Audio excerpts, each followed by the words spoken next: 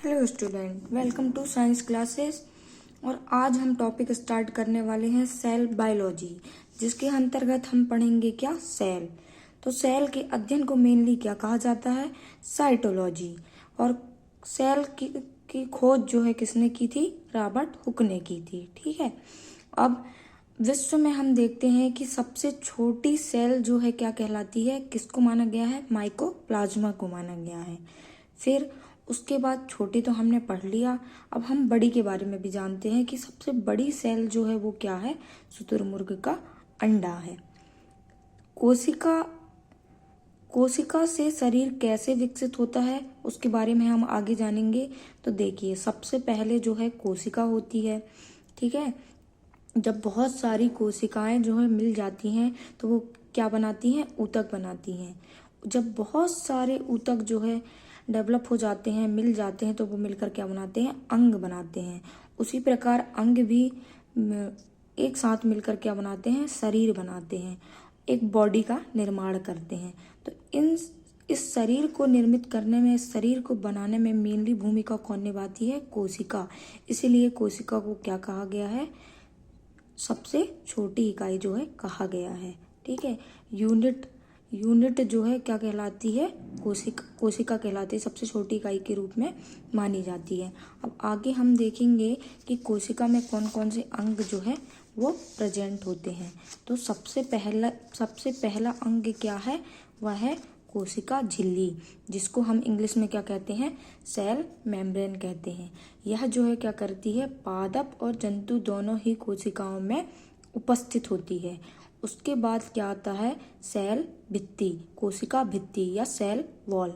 इसको इंग्लिश में क्या कहते हैं, सेल वॉल, जो कि केवल प्लांट मतलब कि पादप में ही प्रेजेंट होती है और किसकी बनी होती है, सेल्यूलोज की बनी होती है। और यह क्या करती है, पौधों को जो है क्या करती है, सेल्यूलोज की बनी होने के कारण मेनली क्या करती है, पौधों को जो है सुरक्षात्मक आवरण जो है प्रदान करती है। ठीक है। अब नेक्स्ट अंग हम देखेंगे क्या है, माइटोकॉन्ड्रिया। माइटोकॉन्ड्रिया की खोज किसने की थी, अल्टमान ने की थी। और माइटोकॉन्ड्रिया शब्द किसने दिया था, बेंडा ने दिया था। सी बेंडा ने जो है क्या किया था, शब्द दिया था माइटोकॉन्ड्रिया। माइटोकॉन्ड्रिया का जो है मेन चीज उसमें क्या देखने को मिलता है कि इसको, माइटोकॉन्ड्रिया को क्या कहते हैं, पावर हाउस या ऊर्जा का ग्रह भी कहते हैं। क्यों कहते हैं पावर हाउस या ऊर्जा का ग्रह, क्योंकि जो भी श्वसन की प्रक्रिया होती है वो कहाँ पे होती है, हमारे क्रेब साइकिल में होती है। श्वसन की प्रक्रिया कहाँ होती है, क्रेब साइकिल में होती है। तो क्रेब साइकिल के दौरान जो है क्या होता है, 38 एटीपी का जो है फॉर्मेशन होता है। ये 38 एटीपी जो रहता है वही मिलकर क्या बनाता है, एक अणु जो है क्या करता है, ग्लूकोज का जो है फॉर्म करता है। इस 38 एटीपी के प्रेजेंट होने के कारण ही माइटोकॉन्ड्रिया को क्या कहते हैं, ऊर्जा का पावर हाउस कहते हैं। और माइटोकॉन्ड्रिया की जो आंतरिक झिल्ली रहती है उसमें क्या प्रेजेंट होती है, अंगुली के नुमा भार प्रेजेंट होता है, जिसको हम क्या कहते हैं, क्रिस्टी कहते हैं। क्या कहते हैं, क्रिस्टी कहते हैं। ठीक है। अब नेक्स्ट वाला जो अंग है उस पे आएंगे हम। तो नेक्स्ट वाला अंग क्या है, गोल्जी बॉडी। गोल्जी बॉडी की खोज किसने की थी, कैमिलियो गोल्गी ने की थी। और ये मेन क्या करता है, परिवहन का जो है काम करता है। फिर नेक्स्ट वाला जो है वो क्या है, रसधानी या वैक्यूल्स। वैक्यूल्स जो है मेन फंक्शन क्या करते हैं, जल का संग्रह करने का जो है ये कार्य करते हैं। ठीक है। अब नेक्स्ट क्या है, तारक काय या सेंट्रोसोम। सेंट्रोसोम का मेन फंक्शन क्या होता है, कोशिका विभाजन या सेल डिवीजन। ये जो है क्या करते हैं, कोशिका को विभाजित करने का काम करते हैं। और सबसे ज़्यादा जो है ये सेल डिवीजन का जो काम है वो कहाँ पाया जाता है, हमारे यकृत में पाया जाता है। इसलिए जब भी लीवर की सेल्स जो है डैमेज होती हैं तो वो तुरंत जो है विभाजन करके पुनः रिकवरिंग की स्थिति में आ जाती हैं, पुनः निर्मित हो जाती हैं लीवर में। लेकिन जो ये सेल डिवीजन जो है वो कहाँ नहीं पाया जाता, हमारे न्यूरॉन्स में जो है नहीं पाया जाता। फिर भी कई बार ऐसा होता है, हम देखते हैं कि बहुत सारे लोगों को ब्रेन ट्यूमर हो जाता है। क्यों हो जाता है ब्रेन ट्यूमर, क्यों, जब यहाँ पे विभाजन होता ही नहीं है न्यूरॉन्स में। फिर भी हमने देखा होगा बहुत सारी ऐसे केसेस जिसमें सुनने को मिलता है कि उस व्यक्ति को ब्रेन ट्यूमर हो गया है या कैंसर हो गया है, ब्रेन का कैंसर हो गया है।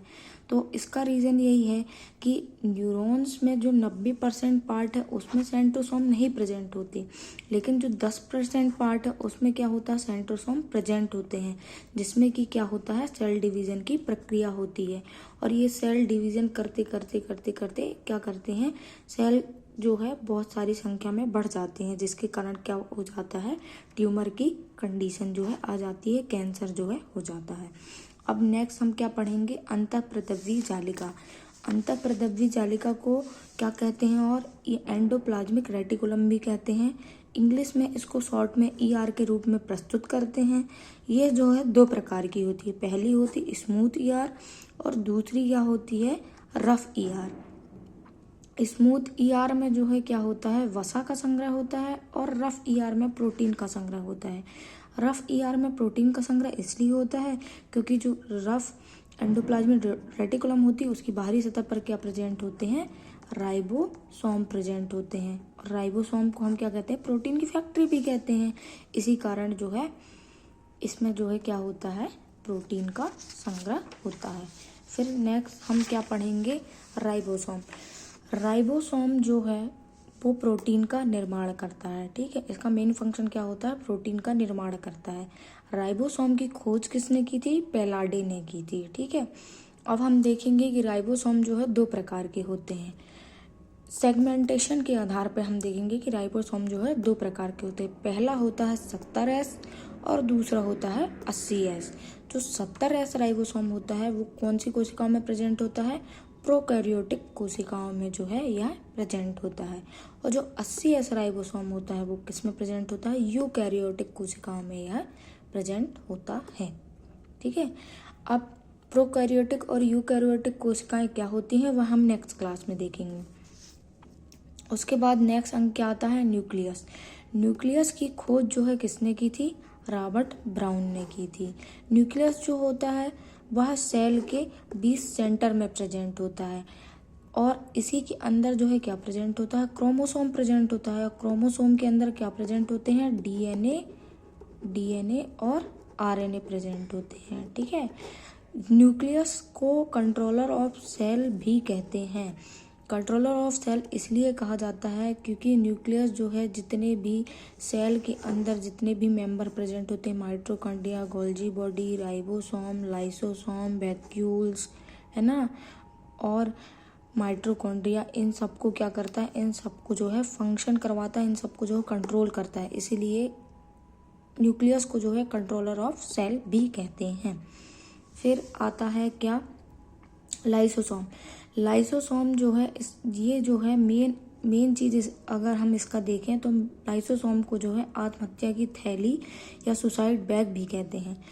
आत्महत्या की थैली या सुसाइड बैग इसलिए कहा जाता है लाइसोसोम को क्योंकि जब भी कभी हम खाना नहीं खाते हैं या उपवास रहते तो ऐसी कंडीशन में जो लाइसोसोम रहता है, लाइसोसोम कहाँ प्रेजेंट होता है, हमारी सेल के अंदर। मान लो की बात है लाइसोसोम है, ठीक है, लाइसोसोम प्रेजेंट है। अब हम खाना नहीं खा रहे हैं या फिर हम उपवास रह रहे हैं तो उस कंडीशन में जो भी हमारी एनर्जी है वो क्या हो जाती है, ख़त्म हो जाती है। तो ये लाइसोसोम क्या करता है कि बाकी जो अदर सेल्स हैं उनका जो है क्या करने लगता है, भक्षण करने लगता है, उनसे अपनी एनर्जी लेने लगता है। इसलिए जो है लाइसोसोम को क्या कहा जाता है, आत्महत्या की थैली भी कहा जाता है। अब हम देखते हैं कि आरबीसी जो हमारी रेड ब्लड सेल्स होती हैं, है ना, रेड ब्लड सेल्स में जो है लाइसोसोम नहीं पाया जाता, लाइसोसोम नहीं पाया जाता, लाइसोसोम नहीं पाया जाता। अब ये जो आपको पता होगा कि आरबीसी का जो जीवन काल होता है वो कितने दिनों का होता है, 120 दिन का होता है। तो जितनी भी आरबीसी जो हैं वो क्या हो जाती हैं, डेड हो जाती हैं, तो उसके पश्चात वो कहाँ जाती हैं, स्प्लीन में जाती हैं। इसीलिए स्प्लीन को क्या कहते हैं, रक्त बैंक या आरबीसी का कब्रिस्तान। इस वजह से जो है ये जो जितनी भी आरबीसी हैं वो वहाँ लाइसोसोम उनमें प्रेजेंट नहीं होता, इस वजह से वो वहाँ नहीं रुकती।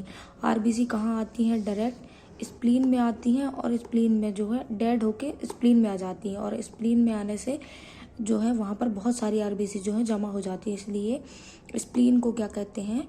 आरबीसी का कब्रिस्तान कहते हैं। Thank you so much guys.